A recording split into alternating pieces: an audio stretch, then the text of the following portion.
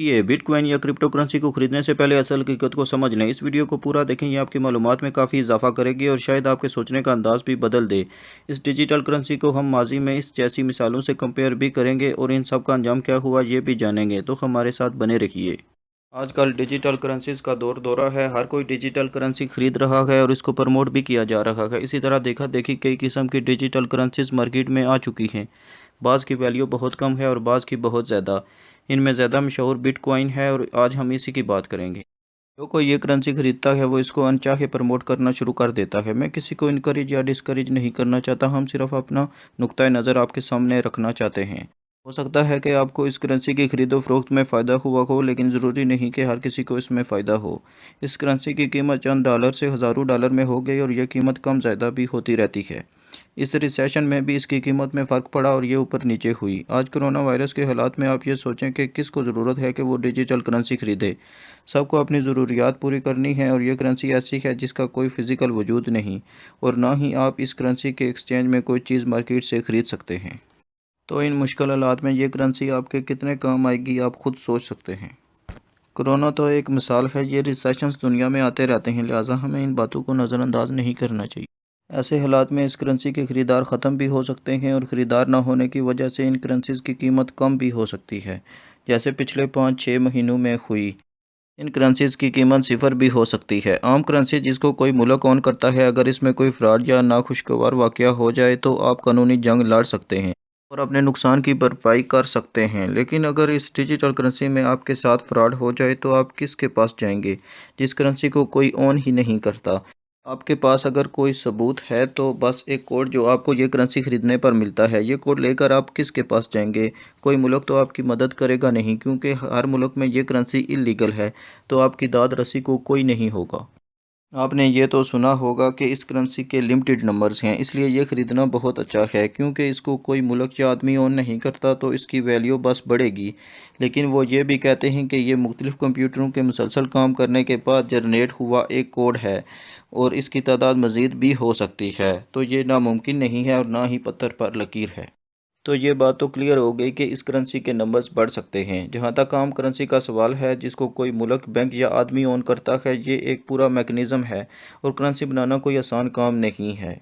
Note बनाने में काफ़ी मेहनत और सरमाया सर्फ होता है। अगर आप नोट बनाने के प्रोसेस के बारे में तफसीली जानना चाहते हैं तो कमेंट में हमें बताएं, हम आपके लिए एक ख़ास वीडियो इस टॉपिक पर भी ले आएंगे।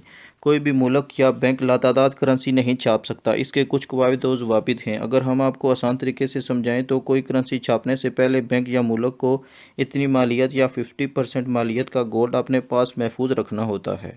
मिसाल के तौर पर पाकिस्तान की करेंसी को स्टेट बैंक ओन करता है। अगर आप किसी भी नोट को गौर से देखें तो इस पर लिखा होता है, हामिले हाजा को मुतालबे पर अदा करेगा, हुकूमत पाकिस्तान की ज़मानत से जारी हुआ।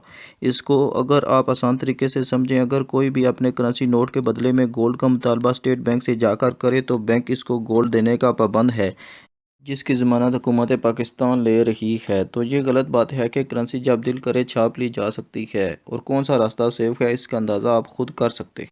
अगर माजी से इस डिजिटल करेंसी को कंपेयर करें तो मैं सिर्फ आपको दो मिसालें देना चाहूँगा। पहली है ट्यूलिप मीनिया।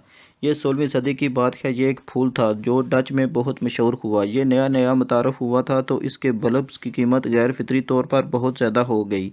उन दिनों डच की पर कैपिटल आमदनी सबसे ज़्यादा थी, तो पूरी दुनिया इस तरफ मुतवज्जो हुई और बहुत लोगों ने ये फूल ख़रीदना शुरू कर दिया कि वो फूल ख़रीद कर अमीर हो जाएंगे। बाय द वे, ये बल्ब इन फूलों का बीज होता है। आपको ये भी लग रहा होगा कि कितने बेवकूफ़ लोग हैं कि फूल ख़रीद कर अमीर होना चाहते हैं, लेकिन जब हालात किसी की फेवर में हों और इसका क्रेज़ फैल रहा हो तो बहुत कम लोग समझदाराना फ़ैसला कर सकते हैं। सब ट्रेंड को फॉलो करते हैं। इसके एक बल्ब की कीमत 3000 से 4200 गिल्डर्स हो गई, जो इस वक्त डच करेंसी थी, जिसका निसार इसके वज़न पर था। लेकिन फरवरी 1637 में इसकी कीमत एक ड्रामाई अंदाज में गिरी और कहा जाता है कि यह पहला रिकॉर्ड था जिसमें लोगों का इंतहा का पैसा डूब गया। दूसरी मिसाल बबल्स.com है, जो 1986 में शुरू हुई। यह दरअसल ज़मीनों और स्टॉक मार्केट का मिक्सचर था। इसकी कीमत भी आसमानों को छूने लगी। इसके स्टॉक्स को जापान समेत पूरी दुनिया के individual investors and financial institutes ने खरीदा और अमीर होने की कोशिश जारी रखी। ये दरअसल लालच है जो इंसान से ये गलतियां करवाता है। 4 سال بعد 1991 کے آخر میں اس کی قیمت کم ہونا شروع ہوئی اور 1992 کے شروع میں اس کی پرائس کلیپس کر گئی اور یہ سلسلہ ایک دہائی تک چلتا رہا۔ جاپان کی اکانومی اور مالیاتی اداروں نے بہت مشکلات دیکھی ہے، بعض تو ڈوب بھی گئے۔ وارن بفٹ جو دنیا کا سب سے بڑا انویسٹر ہے کہتا ہے کہ کسی بھی چیز کے آگے .com لگا دو، لوگ اس کو دھڑا دھڑ خریدنا شروع کر دیں گے بغیر سوچے سمجھے، پھر چاہے وہ bubbles.com ہو یا sweet.com۔ تو آپ لوگوں سے گزارش ہے کہ کسی بھی ایسے معاشی کلیپس کے وکٹم بننے سے بچیں اور کوئی بھی کام کرنے سے پہلے اس کے تمام پہلوؤں کا جائزہ لے لیں۔ اپنے معاشی حالات کو بہتر کرنے کے لیے دنیا میں اور بہت سے کام ہیں جو آپ کر کے اچھا خاصا پیسہ اطمینان سے کما سکتے ہیں۔